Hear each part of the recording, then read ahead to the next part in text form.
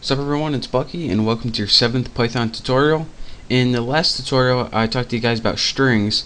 Now that you guys have a basic understanding of strings, I can talk a little bit deeper on how strings are more useful, and this is actually a more helpful tutorial.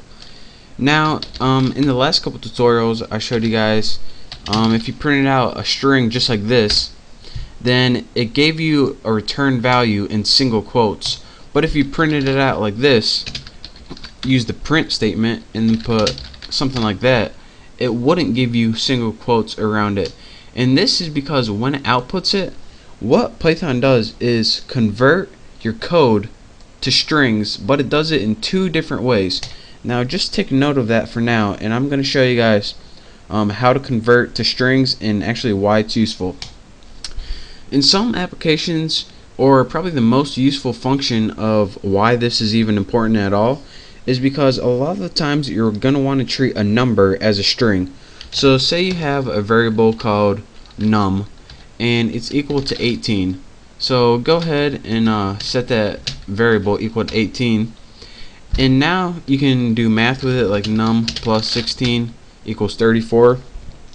But if you want to use it in a string, like print and then put Bucky is whatever, we can just leave that.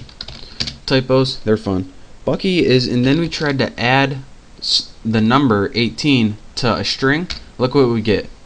So we can't concatenate a string and add it with a number, even though we want to output the sentence Bucky is 18. So instead of doing that, we need to find a way to change that number into a string, because now what Python is doing is saying, alright, we have some letters and we want to add a number to it. How the F do you add a number to letters? That's not math, that's not English, that's not nothing. So now we have to find a way to convert that 18 into a string. So what we would do is put num, and then we set this equal to not 18 but str, and inside that put 18. And what this does is say, alright, whatever we put for the number variable, take the string 18, not the number 18. Now press enter. Now instead of the value 18 as a number, it sees it as a string, or just characters that it can output on the screen.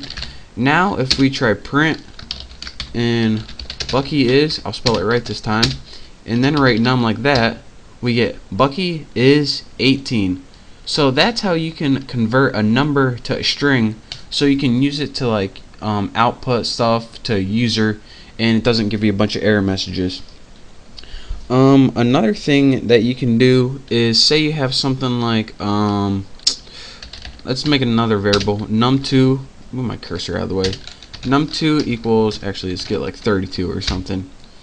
Another thing that we can do that's real quick and that doesn't really use a function that you have to type out is use something called backticks. Now backticks are against our long, hold on, let me gather my thoughts. They're above that little tab key and beside the 1 on your keyboard. It's below the little squiggly line. It's below this thing. And let me show you guys how you guys can convert values or anything to a string using backticks. Backticks. Alright, here we go. Let's say we got 32 stored in num2. So anytime we try to concatenate that to a string, it's going to give us an error message. So let's go ahead and print my mom is add num2. Now this would give you an error message right here. So since this is a number and this is a string, so how can we convert this to a string without using the string function?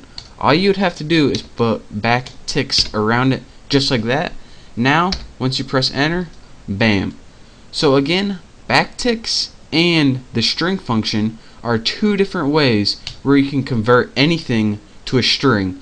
And again, this is useful because if you don't, it's going to try to treat this as a number and this is a bunch of letters, and it's going to try to treat this as a math operator, and you can't add numbers to letters. It just doesn't make sense.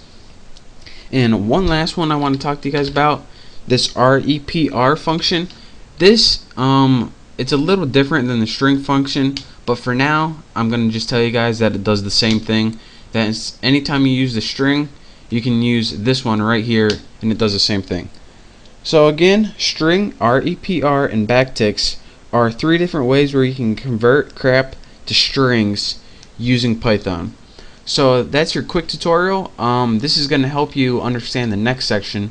So pay attention to this, play around with it a little bit, and I'll see you guys next time. Make sure to subscribe. See ya.